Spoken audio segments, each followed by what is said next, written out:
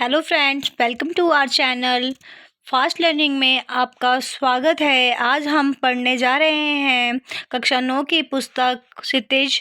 इसमें प्रेमचंद का जीवन परिचय है, जिसके बारे में आपको पढ़ाया जाएगा और इसको बड़े ही ध्यान से पढ़िए। एनसीईआरटी की पुस्तक है, जो आपको आपके आने वाली कोई भी कॉम्पिटिटिव एग्ज़ाम के लिए बहुत ही फ़ायदेमंद है। तो चलिए हम पढ़ते हैं प्रेमचंद का जीवन परिचय। तो प्रेमचंद का जन्म कहाँ पे हुआ था, ये देखेंगे हम लोग। उनकी शिक्षा कैसे प्राप्त, उन्होंने शिक्षा कहाँ से प्राप्त की और कितनी की, और उनका निधन कब हुआ। तो चलिए हम पढ़ते हैं। प्रेमचंद्र का जन्म 1880 में बनारस के लम्ही गांव में हुआ था। उनका मूल नाम धनपत राय था। प्रेमचंद का बचपन अभाव में बीता और शिक्षा बीए तक ही हो पाई। उन्होंने शिक्षा विभाग में नौकरी की, परंतु असहयोग आंदोलन में सक्रिय भाग लेने के लिए सरकारी नौकरी से त्यागपत्र दे दिया और लेखन कार्य के प्रति पूरी तरह समर्पित हो गए। उन्होंने क्या किया, सरकारी नौकरी से त्यागपत्र दिया और लेखन कार्य में जुट गए। फिर उसके बाद उनका क्या हुआ, 1936 में उनका निधन हो गया। प्रेमचंद्र की जो कहानियां हैं वो मानसरोवर में संकलित हैं।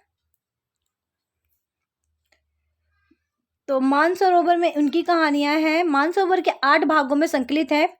सेवा सदन, प्रेमाश्रम, रंगभूमि, कायाकल्प, निर्मला, गमन, कर्मभूमि, गोदान उनके प्रमुख उपन्यास हैं।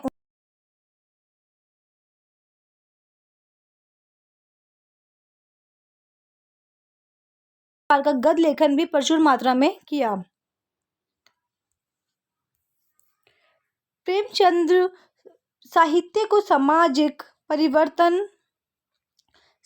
परिवर्तन का सशक्त माध्यम मानते थे। उन्होंने जिस गांव और शहर के परिवेश को देखा और जिया, उसकी अभिव्यक्ति उनके कथा साहित्य में मिलती है। किसानों और मजदूरों की दयनीय स्थिति, दलितों का शोषण, समाज में स्त्री दुर्दशा और स्वाधीनता आंदोलन आदि उनके रचनाओं के मूल विषय हैं। प्रेमचंद्र की कथा साहित्य का संसार बहुत व्यापक है। उसमें मनुष्य ही नहीं, पशु पक्षी को भी अद्भुत आत्मीयता मिलती है। तो बड़ी से बड़ी बातों को वो प्रेमचंद्र जी सरल भाषा में सीधे और संक्षेप में कहना प्रेमचंद्र के लेखन की प्रमुख विशेषता है।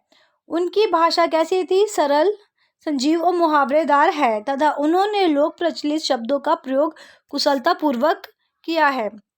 उन्होंने उनके द्वारा लिखी गई कथा है दो बैलों की कथा के माध्यम से प्रेमचंद्र ने कृषक समाज और पशुओं के भावात्मक संबंध का वर्णन किया। इस कहानी में उन्होंने यह भी बताया है कि स्वतंत्रता सहज में नहीं मिलती, उसके लिए बार बार संघर्ष करना पड़ता है।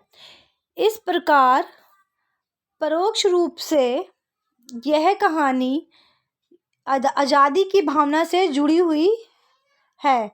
इसके साथ ही इस कहानी में प्रेमचंद ने पंचतंत्र और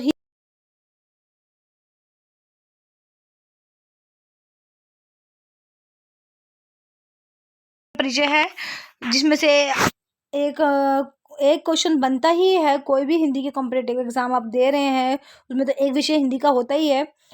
तो